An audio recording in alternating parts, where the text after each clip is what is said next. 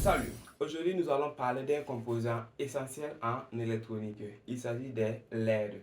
Dans cette vidéo, je vais vous montrer comment les utiliser en série, en parallèle, puisque ce sont des composants très fragiles. Donc, je vais vous montrer comment calculer la valeur des résistances afin de les produire. Les LED, on les retrouve partout, tels que les afficheurs. Tout ça, ce sont des LED. Très important de pouvoir connaître les résistances et comment ils se comportent en série et en parallèle pour pouvoir faire un bon projet. Si vous aimez ce genre de vidéos d'électronique, n'hésitez pas à vous abonner, de liker. Merci et regardez la vidéo jusqu'à la fin.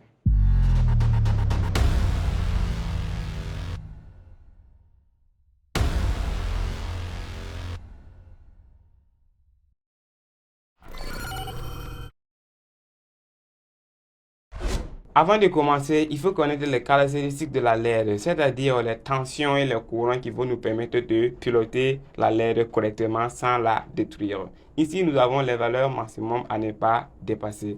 Là, nous avons DC Forward Current, qui est le courant direct qui traverse la LED lorsqu'elle est polarisée correctement, c'est-à-dire positif vers l'anode et le négatif vers la cathode. Ici, nous avons un courant max de 30 milliampères. Là, nous avons le courant pulsé. Le courant pulsé, les diodes acceptent des courants pulsés un peu plus élevés. Le courant pulsé, c'est comme une pulsation qui est généralement inférieure à 10 microsecondes. Et dans ce cas, la diode peut supporter un courant de 100 milliampères. Nous avons la tension reverse. C'est la tension que peut supporter la LED lorsqu'elle est polarisée en inverse, c'est-à-dire le positif vers la cathode et le négatif vers l'anode. Et aussi, nous avons la puissance. La puissance ici qui est donnée en milliwatts. Ici, nous avons une puissance qui est de 78 milliwatts. Les autres caractéristiques sont les températures de stockage qui est de moins 40 à plus 100 et aussi lors des soudures, ce qui est aussi très important, vous ne devez pas souder le composant à une température qui est supérieure à 120 degrés Celsius en plus de 5 secondes. Ça, c'est lors des soudures. Ici, pour une utilisation optimale de la LED, voici les valeurs à respecter. Ici, nous avons aussi le forward, c'est-à-dire le courant. Le courant, pour une bonne utilisation, ne doit pas être supérieur à 20 milliampères et aussi une tension de 2,6 volts. Là, nous avons la tension reverse, c'est ce qu'on a vu précédemment. Ici, on ne doit pas polariser la diode en inverse et l'alimenter avec une tension qui est supérieure à 5 volts. Ici, nous avons le temps que prend la diode pour être détruite. Ici, nous avons les caractéristiques concernant la luminosité de la LED. Vous pouvez voir qu'ici, tout répond aux 20 milliampères. Donc, dans notre cas, nous allons calculer la valeur de la résistance de telle sorte à avoir les 20 milliampères.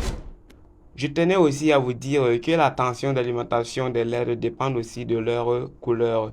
Ici, nous avons la table qui nous donne la couleur et les tensions d'alimentation correspondantes.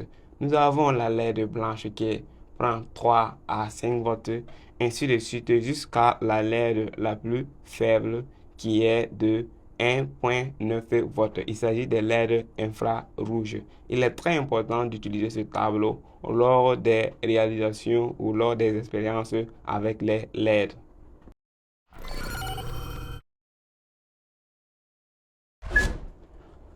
La LED est comme une diode, comme nous avons le nom LED qui veut dire Light Emitting Diode. Ici, nous allons les comparer avec un signal sinusoïdal. Comme c'est une LED et on a vu récemment qu'il prend des tensions et des courants très faibles, je l'ai alimenté avec une tension sinusoïdale de 1,5 volts et au niveau de la diode, comme c'est un composant un peu robuste, nous allons injecter 10 volts. Mais le tout fonctionne à une fréquence de 1 Hz. Nous allons comparer les deux. Lançons la simulation. Ici, je vais couper. Ici, voyons la courbe de la diode. vous voyez que on a uniquement que l'alternance positive qui passe. Ça coupe l'autre alternance négative. Comme la définition de la diode, il laisse passer uniquement le courant dans un seul sens. Là, nous allons activer celui de la LED. Ici, vous voyez le rouge. Et si je superpose celui de la diode, vous voyez que c'est identiquement pareil. Maintenant, voyons pourquoi il est très important d'utiliser une résistance afin de protéger la LED. Ici, nous avons vu qu'au niveau des caractéristiques, pour une bonne alimentation de la LED, on a besoin de 20 milliampères.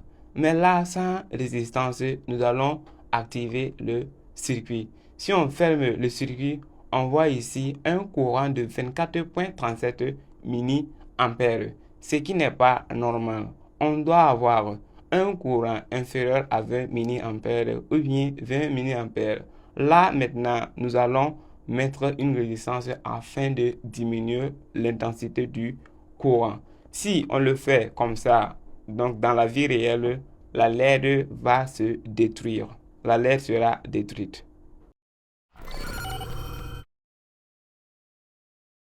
Ici, nous avons ajouté une résistance. Voyons voir comment le circuit va fonctionner. Là, on voit qu'on a l'alimentation qui est de 5 volts, mais là, le courant est inférieur à 20 milliampères, ce qui est amplement suffisant pour la LED. Comment on calcule la résistance? Vous prenez cette tension, la tension 5 volts ici, moins la tension d'application de la LED. Le tout divisé sur le courant de la LED qu'on sait déjà qui est de 20 milliampères. Donc, le résultat sera la résistance, ce qu'on va mettre ici afin de protéger la LED, tout simplement.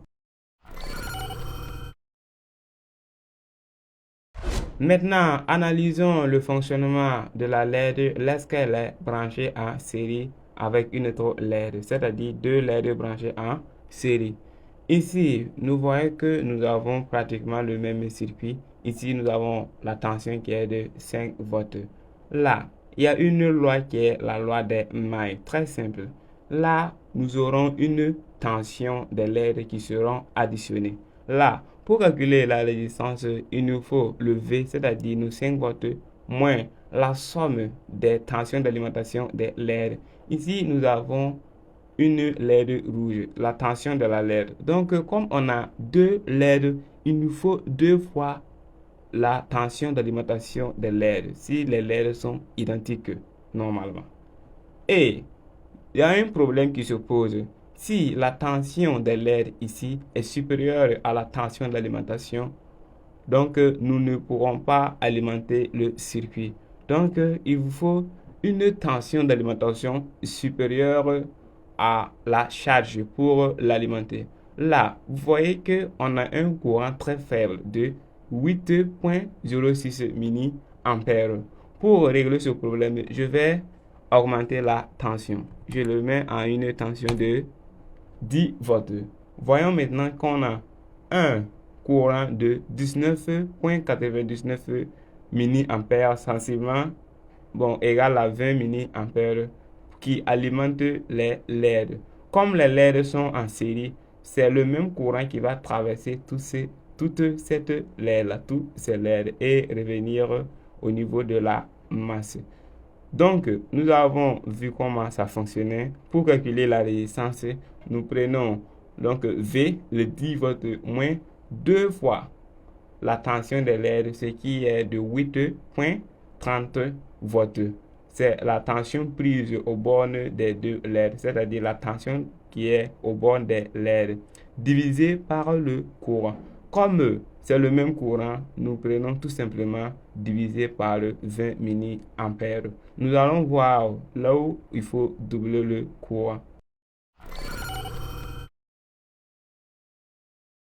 Maintenant, analysons le comportement des LED lorsqu'elles sont branchées en parallèle. Ici, nous avons deux LED branchées en parallèle. Ce sont des LED identiques, donc ils ont la même caractéristique. Ils ont les mêmes caractéristiques. Là, j'ai mis 2 ampères-mètres. Pourquoi?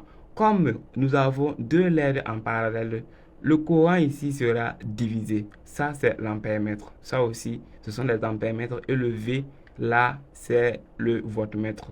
Donc, pour rappel, si le courant arrive ici, le courant sera divisé en 2. Comme on a 2 LED identiques. Voyons ça rapidement.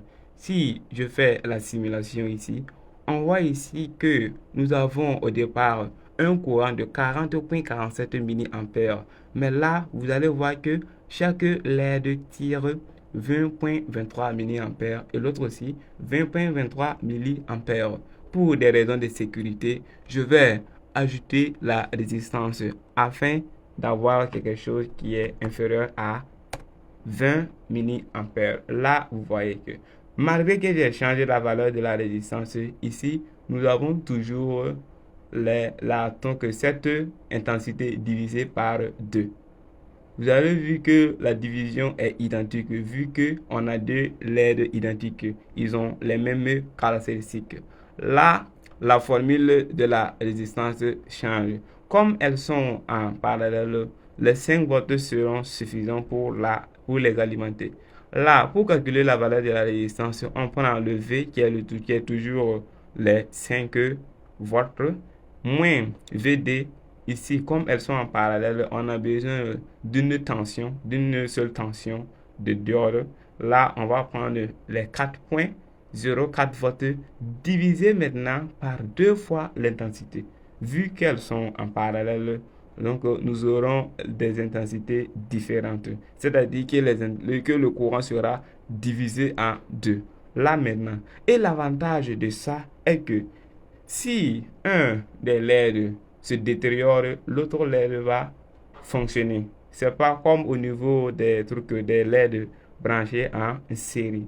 Là aussi, mais il y aura un problème qui va se poser.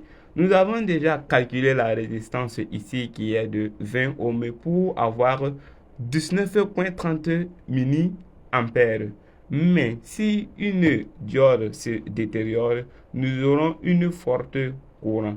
Donc, ce courant-là qui va venir, nous aurons un fort courant. Donc, le courant de 38,60 mA va traverser une seule LED, ce qui sera défectueux, ce qui sera un problème pour la LED. Pour y remédier à ça, il y a des circuits de protection qu'on appelle le système à courant constant. Ça sera l'objet d'une prochaine vidéo. Nous allons voir comment protéger les LED avec ces systèmes à courant constant.